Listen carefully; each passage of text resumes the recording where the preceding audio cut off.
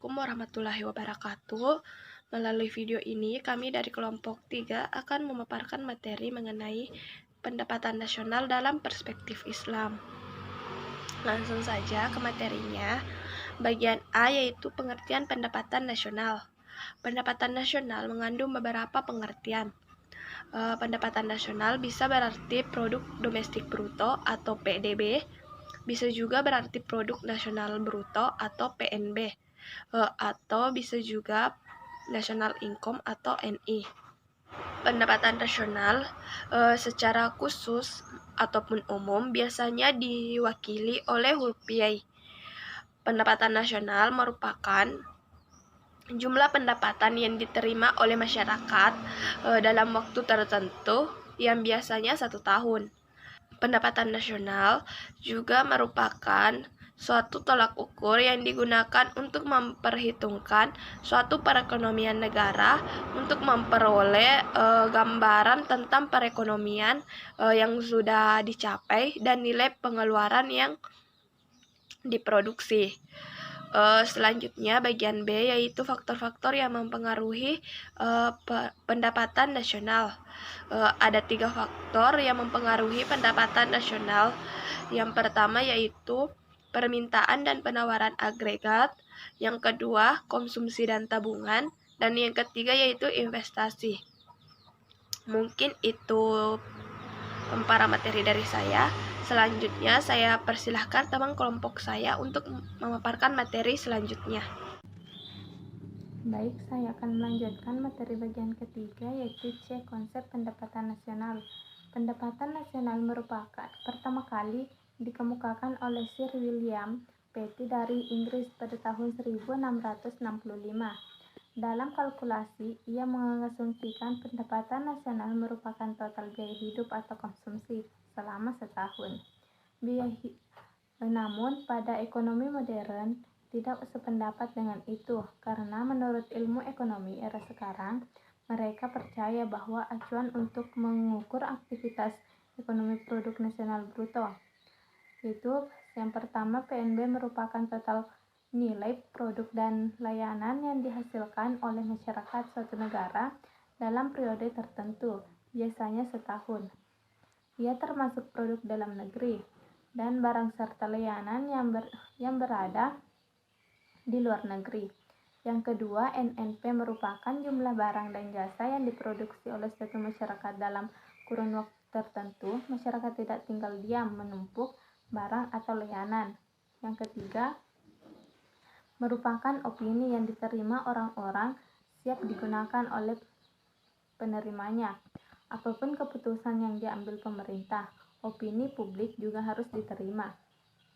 Menurut Gregory N.S. Malikiu, dapat didefinisikan sebagai PNB.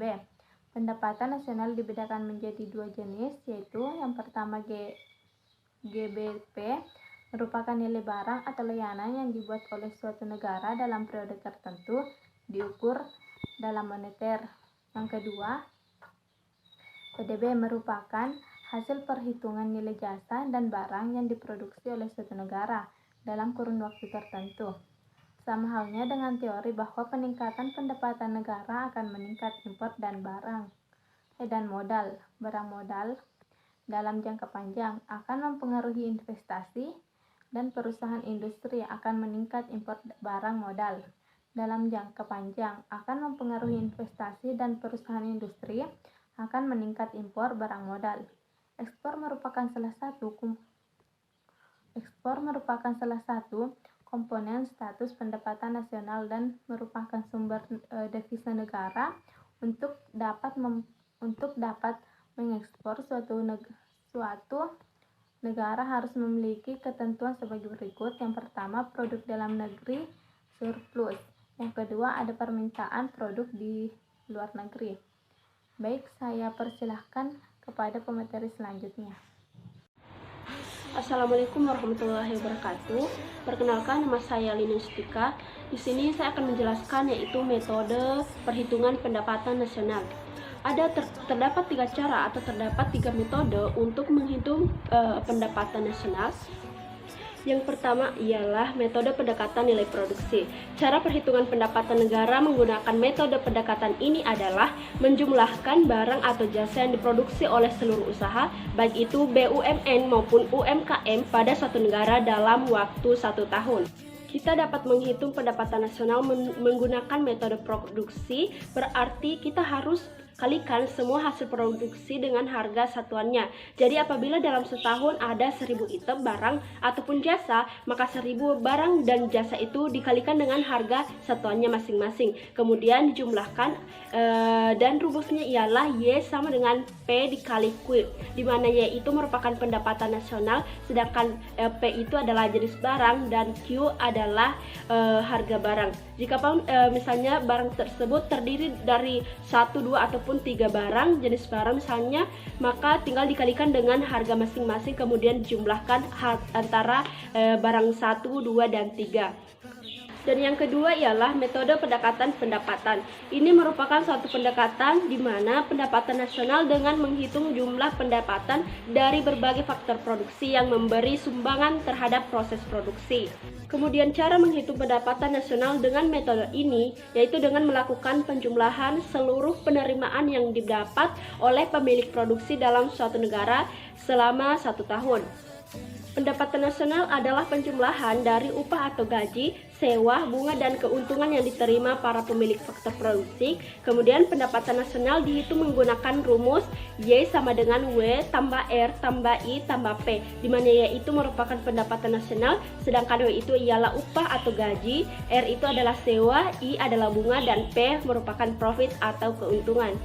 Selanjutnya yang ketiga ialah menggunakan metode pendekatan pengeluaran. Menghitung pendapatan nasional dengan menggunakan metode ini yaitu dilakukan dengan cara menjumlahkan semua pengeluaran dari rumah tangga, perusahaan, pemerintah, dan masyarakat pada periode tertentu.